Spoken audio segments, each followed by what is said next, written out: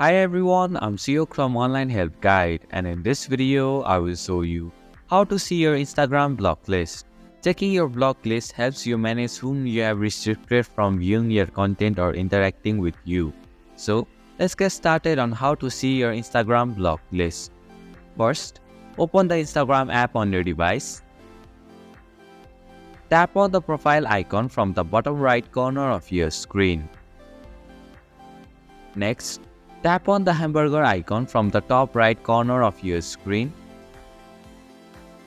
Scroll down and find the blocked option.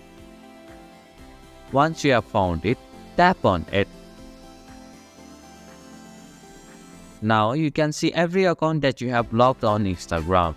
And this is how you can see your Instagram block list. Thank you for watching Online Help Guide. Hope this video was helpful. If it was, then hit the like button and comment down if you have any questions or feedback. Also, if you are new to our channel, please subscribe and hit the bell icon so that you won't miss our upcoming videos.